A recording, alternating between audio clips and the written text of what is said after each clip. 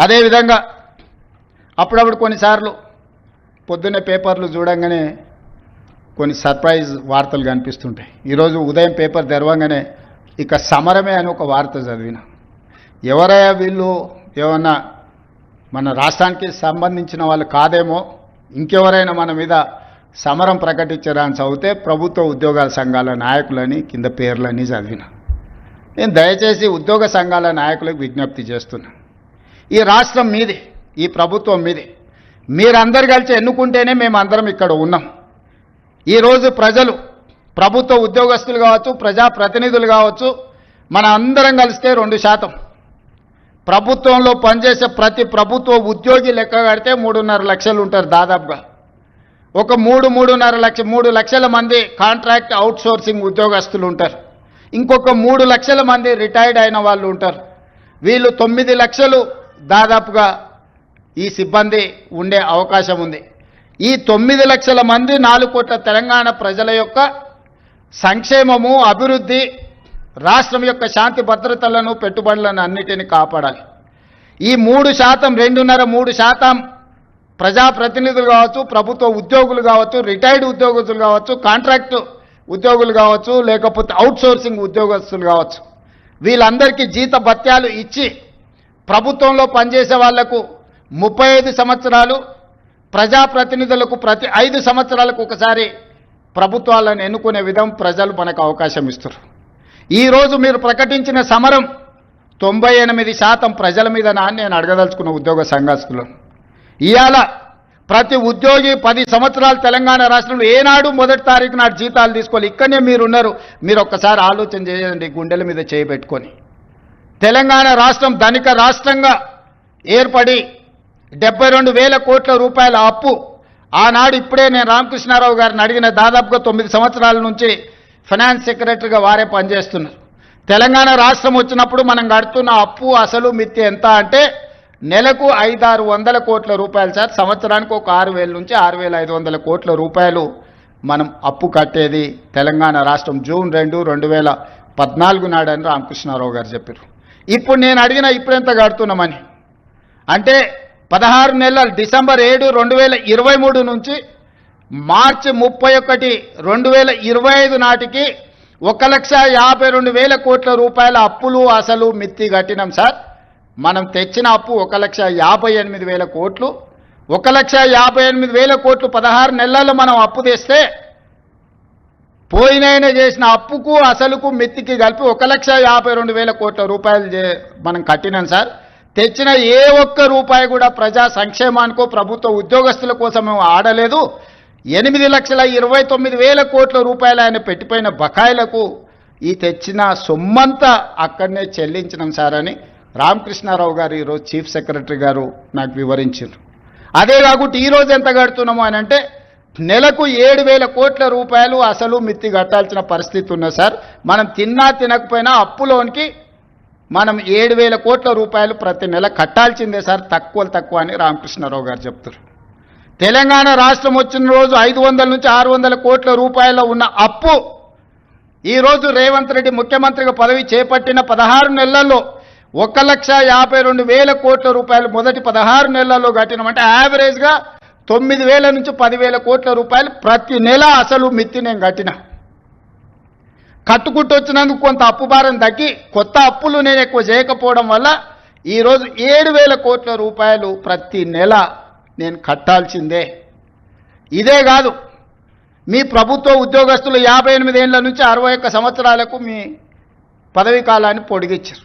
దాంట్లో మీరు అనుకున్నారు మీ పదవీ కాలాన్ని ఎక్కువ ఇచ్చిందని. రిటైర్మెంట్ బెనిఫిట్స్ ఇవ్వాల్సి వస్తుందని 3 ఏళ్ళు పెంచండి. ఇప్పుడు ఈ మధ్యకాలంలో అత్యధికంగా రిటైర్ అయినరు వారు పోతా మీ రిటైర్మెంట్ బెనిఫిట్స్ను మీకు ఇవ్వకుండా బకాయి పెట్టింది ఎంత అంటే 8,500 కోట్ల రూపాయలు. ఈరోజు నెల మీకు జీతాలు ఇవ్వడం ఒక ఎత్తు అయితే రిటైర్డ్ ఉద్యోగస్తులకు 3 లక్షల మందికి పెన్షన్లు ఇవ్వడం రెండో ఎత్తు అయితే రిటైర్డ్ అయిపోయిన ఉద్యోగస్తులకు వాళ్ళ రిటైర్మెంట్ బెనిఫిట్స్ ఏవైతే ఉన్నాయో ప్రావిడెంట్ ఫండ్ కావచ్చు, ఇతర బెనిఫిట్స్ మీరు దాచుకునే సొమ్మది ప్రభుత్వం కొంత కలిపి మీకు ఇవ్వాలి. దాదాపుగా 9,000 కోట్ల రూపాయలు బకాయిలు పెట్టిపోయింది. ఇవాళ రిటైర్డ్ ఉద్యోగస్తులు ధర్నా చేస్తున్నారు. లేకపోతే మా బెనిఫిట్స్ వస్తలేవని అంటున్నారని కొంతమంది ఏదైతే కొన్ని రాజకీయ పార్టీలు ఆరోపణ చేస్తున్నాయో అవన్నీ మీరు మాకు వారసత్వంగా ఇచ్చిపోయిన మొండి బకాయిలు. ఇవాళ వాటిని ఒక పక్కన క్రోడీకరిస్తూ క్రమబద్ధీకరిస్తూ ఈరోజు గతంలో ఉన్న సంక్షేమ పథకాలు ఏవైతున్నాయో పెన్షన్లు ఆపలేదు, రైతు భరోసా ఆపలేదు, షాదీ ముబారక్ ఆపలేదు, కళ్యాణ లక్ష్మి ఆపలేదు. ఇట్లా చెప్పుకుంటూ వెళ్తే గత ప్రభుత్వం ఇచ్చి సంక్షేమ పథకాలు ఏవైతే కొనసాగించిందో రైతుకి 24 గంటలు ఉచిత విద్యుత్ ఆపలేదు.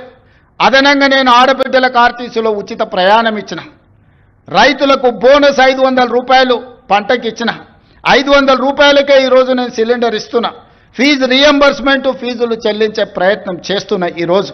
ఇట్లా చెప్పుకుంటూ వెళ్తే ప్రతి 21,000 కోట్ల రూపాయలు సరిగ్గా 6 నెలలు తిరిగే లోపల 15 ఆగస్టు లోపల 25,55,364 మంది రైతులకు 20,617 కోట్ల రూపాయల రైతు రుణమాఫీ చేసి 2 లక్షల రూపాయల వరకు రైతు అప్పు ఉన్న అందరికీ అప్పు నుంచి విముక్తి కలిగించిన. ఆయన పెండింగ్ పెట్టిపోయిన రైతు బంధు 7,625 కోట్ల రూపాయలు వచ్చిన మొదటి 3 నెలల్లోనే నేను చెల్లించిన. అంటే ఈ 15-16 నెలల కేవలం రైతులకే 30,000 కోట్ల రూపాయల నగదు వాళ్ళ ఖాతాలకు బదిలీ చేసిన. ఉచిత కరెంట్ ఆపలేదు. ఇవాళ పేదోళ్ళ ఇళ్లకు 200 యూనిట్లు ఉచితంగా నేను కరెంట్ ఇస్తున్నా. మా ఆడబిడ్డలకు 500 రూపాయలకు సిలిండర్ ఇస్తున్నాం. మా ఆడబిడ్డలకు ఆర్టీసీలో ఉచితంగా బస్సు ప్రయాణం, అమ్మగారింటికి వెళ్ళాలన్నా అమ్మవారిని దర్శించుకోవాలన్నా ఈరోజు ఆర్టీసీకి 5,000 కోట్ల రూపాయలు కట్టి నష్టాలలో ఉన్న ఆర్టీసీని ఈరోజు లాభాల బాటలో నడిపించే ప్రయత్నం చేస్తున్నాం. వెళ్తూ రైతులకు ఉచిత కరెంట్ ఇచ్చినా అన్నాడు. విద్యుత్ శాఖకు దాదాపుగా ఈ ఉచిత కరెంటు పేరు మీద 1,000 కోట్ల రూపాయలు బకాయిలు పెట్టిపోయాడు. ఈ విద్యుత్ శాఖ కోసం సింగరేణిలో బొగ్గు కొన్నాడు. సింగరేణులకు 1,000 కోట్ల రూపాయలు బాకీ పెట్టాడు. ప్రాజెక్టులు కట్టినా అన్నాడు. కాంట్రాక్టర్ల బిల్లులు 50,000 కోట్ల రూపాయలు బకాయి పెట్టిపోయాడు.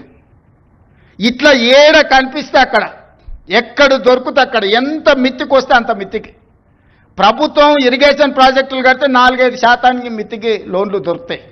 11% అప్పులు తీసుకొచ్చిండా, సొంతం కోసం చేస్తుండేనా?